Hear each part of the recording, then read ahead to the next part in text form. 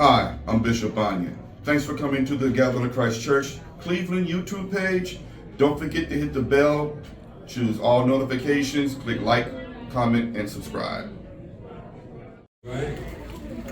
So the title of it was Get Up, the Fight Is Not Over.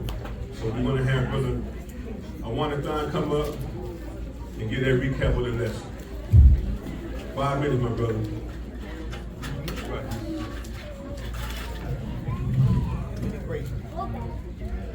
Shabbat Shalom, family. Shabbat Shalom.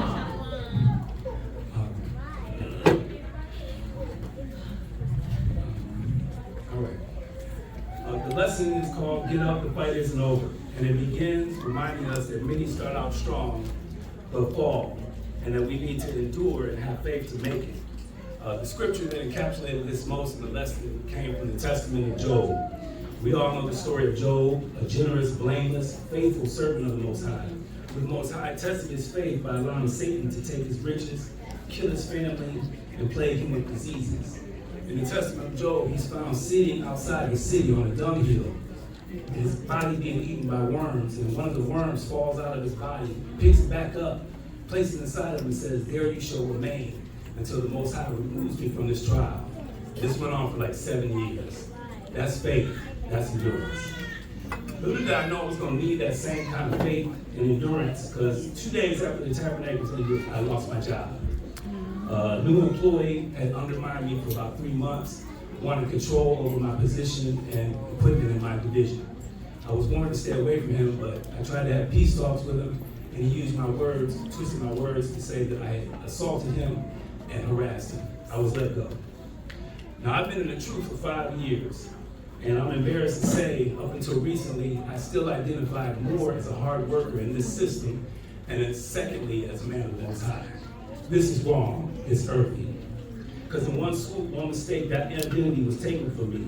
The impeccable record was gone. So what should I do now? How am I going to feed my family? How am I going to find good work? And as I was sitting here last Shabbat pondering all of this, my head spinning like a top, hard to focus, Senior Officer Aviar comes up to me and is like, "Hey man, take good notes. You're doing the recap next week." And walks off. And I'm like, bruh, not this week, any week but this week. But little did I know this is exactly what I was going to need, because when we're in our despairs, that's when Satan tries to pull us back into our karma.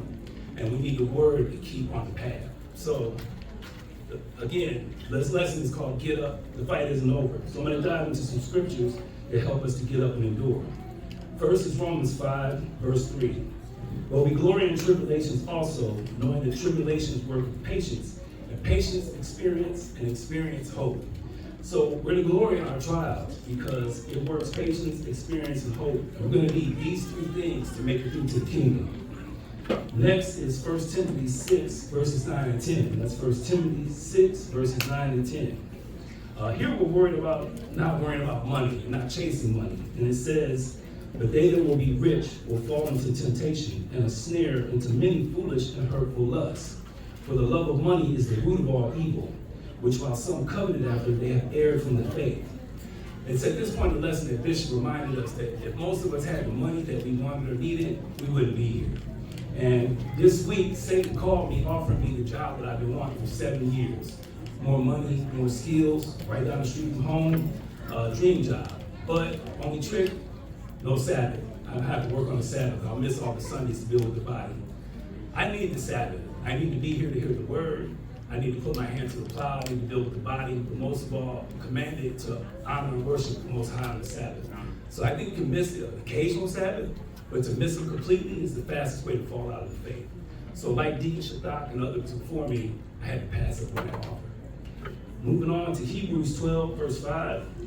It says, "Despise not the chastening of the Lord, nor faint when thou art rebuked of him. For whom the Lord loveth, he chasteneth, and scourge every son he receiveth." So some of our trials are sent to us by the Most High to purge us of our faults and strengthen our faith. It's kind of like the spankings we used to get as kids, type us up. And finally, in 2nd Esdras 13, verses 23 and 24, 2nd Esdras 13, 23 and 24, it reads, "He that shall endure the peril in that time hath kept himself, They that be fallen into danger are such as have works and faith toward the Almighty. They that are left behind are more blessed than they that be dead. The perils are coming, and the question is, are we ready? Are we still caught up in this world, in our earthly titles? Bishop asked us at this point, and I quote, are we ready for the wilderness? He said, are you ready to be earthy, musty, hairy from leg to chin, smelling like Magilla Gorilla, and still needing some loving, end quote. He advised us to get back to our full nature funk mode if we're gonna make it. So getting back to my job, the Father will put us through many tests, chastenings, trials, right now, so that we won't fall into the same trials in the wilderness. Our main goal is to be a person who learns to self-correct. Are we learning this? Are we repentant? On my job, I was wrong. I also was persecuted by the enemy, but most importantly, I was chastened and tried by the Most High. Why? Because He loves me. So get up from that trial. The fight isn't over. For all of us who can be humble and endure and follow the commandments, we will get a great reward, just like Job. Shabbat Shalom.